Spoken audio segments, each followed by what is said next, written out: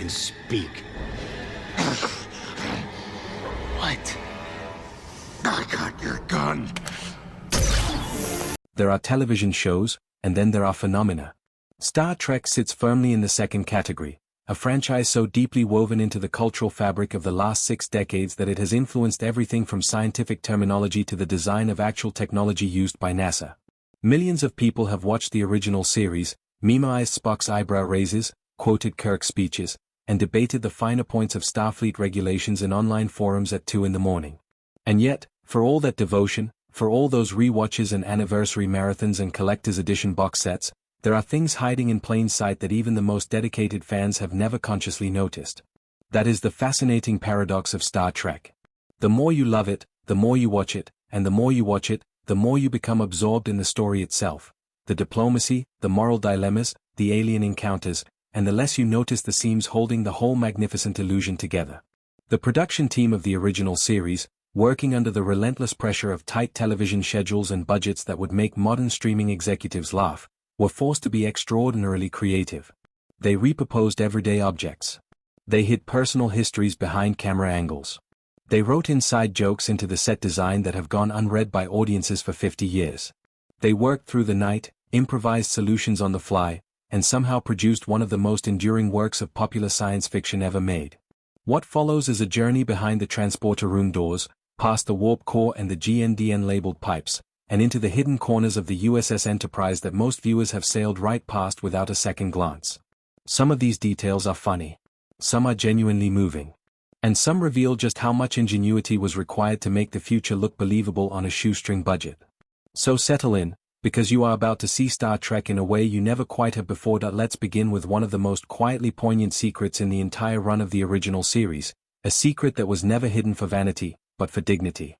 James Doohan, the Canadian actor who brought Chief Engineer Montgomery Scott to life with such warm authority and comic timing, was missing the middle finger of his right hand. Most viewers who watched the show casually never noticed. Even many dedicated fans, aware of the fact, would struggle to point to a specific moment where the absence becomes visible, because the production team worked so carefully to conceal it. Doohan lost the finger during the Second World War. He served as a lieutenant in the Royal Canadian Artillery and was among the soldiers who landed at Juno Beach on D-Day, June 6, 1944. In the chaos of the Normandy landings, he was struck by multiple bullets, 4 in his leg, 1 deflected away from his chest by a silver cigarette case he carried, and 1 that took his right middle finger entirely. He received commendations for his conduct that day and carried the physical evidence of that service for the rest of his life. When he came to portray Scotty, a character who spent an enormous amount of screen time working with his hands at engineering consoles, the challenge of concealment fell to the production team. Their solution was elegant in its simplicity. Doohan was positioned so that his left hand was most often visible during close-up technical work. Camera operators developed a habit of framing him from his left side. When both hands needed to appear on screen simultaneously, hand doubles stepped in for tighter shots.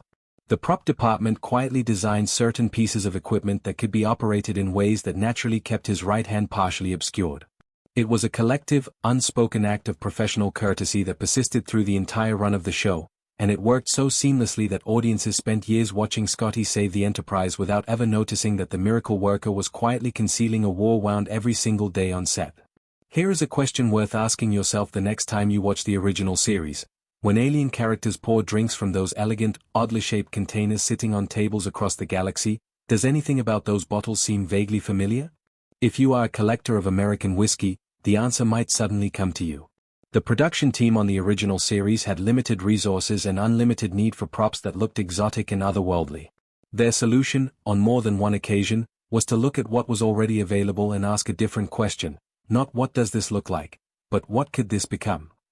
The distinctive bottles used throughout the series to represent Saurian brandy, one of the most frequently referenced alien beverages in the franchise, were originally 1964 commemorative bottles produced by George Dickel Tennessee Whiskey.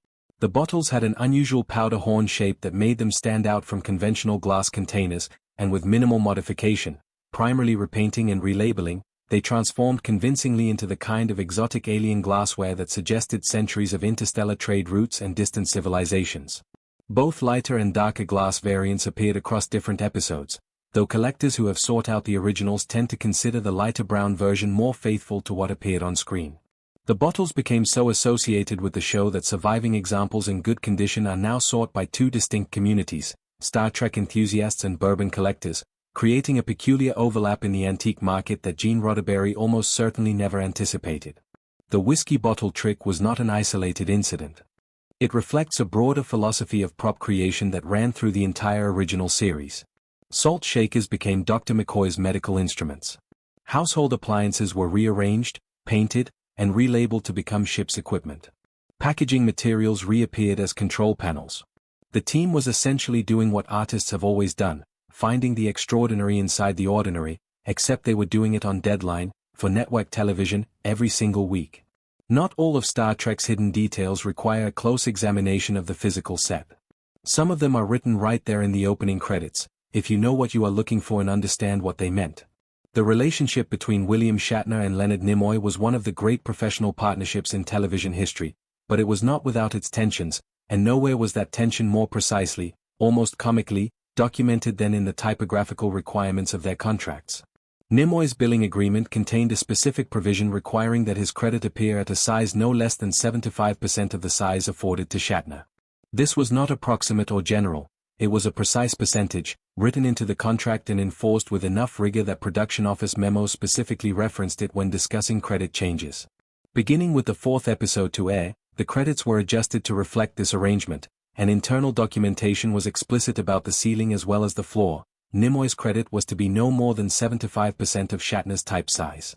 The reason this detail matters beyond simple Hollywood gossip is what it reveals about the power dynamics and professional relationships that shaped the show. Both actors had what is known in contract law as a favored nations clause, requiring that they receive equal treatment in key categories, equal pay, equal consideration. Yet the credit size provision created a hierarchy within that nominal equality, a way of formally acknowledging Shatner's top billing while still protecting Nimoy's status as the second lead. The tension this represented did not dissolve when the original series ended. It persisted into the film era, most notably when Nimoy was given the opportunity to direct one of the Star Trek features, a development that prompted Shatner to invoke his favored nations clause and demand a similar directorial opportunity, which eventually came. Meanwhile, in the same memos that so carefully calibrated the precise typographical relationship between the two stars, there were notes about other cast members receiving better credit treatment than their contracts technically required, an almost charming inconsistency that suggests the billing wars were intensely personal rather than purely procedural. The Klingons are among the most iconic alien races in science fiction history. Their appearance, imposing, armored, radiating a kind of brutal authority, helped define the visual language of the hostile alien for an entire generation of viewers. The costumes contributed enormously to that impression. And hidden within those costumes, painted and strategically positioned to suggest militaristic alien technology, was ordinary bubble wrap. The first significant appearance of this material came in the first season episode Errand of Mercy, where actor John Colicos appeared as Klingon Commander Kor. His costume incorporated a painted strip of bubble wrap used as a belt component. The costume department referred to the material by its commercial name, Sealed Air, and the choice was not simply a matter of cutting costs. Costume designer Bill Tice articulated a clear artistic philosophy behind decisions like this one. His approach to creating futuristic or alien materials involved deliberately using contemporary objects out of their normal context, because displacement itself created a sense of foreignness. A material that the audience might unconsciously half recognize, stripped of its usual associations and placed in an unfamiliar visual context, could suggest alien origin more powerfully than something entirely invented. Tice was right, and the evidence is in the decades it took for viewers to identify what they were actually looking at. The bubble wrap, painted and incorporated into the broader costume design, looked so naturally at home in its science fiction context that it never broke the illusion. When fans eventually identified it, the reaction was not disappointment but something closer to delight, a recognition of how thoroughly the production team's creative logic had worked, and how much the show had accomplished with so little. The first alien starship ever encountered in the Star Trek franchise was enormous, intimidating, and constructed from a combination of plaster and ping-pong balls. The Fesarius, the vessel that confronted the Enterprise in the Corbomite maneuver, was a model built around a sphere covered with hemispherical shapes that gave it a distinctive clustered, almost organic appearance. Production records indicate that the construction involved ping-pong balls cut in half and adhered to a base structure, creating the visual texture that made the ship look genuinely alien rather than like a conventional rocket or saucer design. The model was enhanced with a lighting system that allowed it to pulse, suggesting internal power and life. Achieving this effect proved technically demanding enough that it significantly affected the production schedule. The Corbomite maneuver was actually completed before several other first-season episodes but aired later because of the complexity of its visual effects sequences. The effects work was done at the Howard Anderson Company and ultimately cost over $17,000, a substantial sum for a single episode's effects in mid-1960s television production. When CBS Digital undertook the task of remastering the original series in the mid-2000s, creating CGI replacements for the original model effects, the team working on the Fesarius made a deliberate choice to remain faithful to the original design. The new version added detail that the original model's budget and construction methods couldn't achieve, but the fundamental visual concept, that strange, spherical, nodular appearance, was preserved as a conscious act of respect for what the original team had created. The ping-pong balls became, in a sense, the canonical appearance of the first alien warship humanity ever faced, and that appearance was maintained across half a century of technological change. Every franchise accumulates continuity errors over time. Star Trek has its share, but few are as cleanly explained, or as elegantly transformed from era into character moment, as the tombstone in Where No Man Has Gone Before.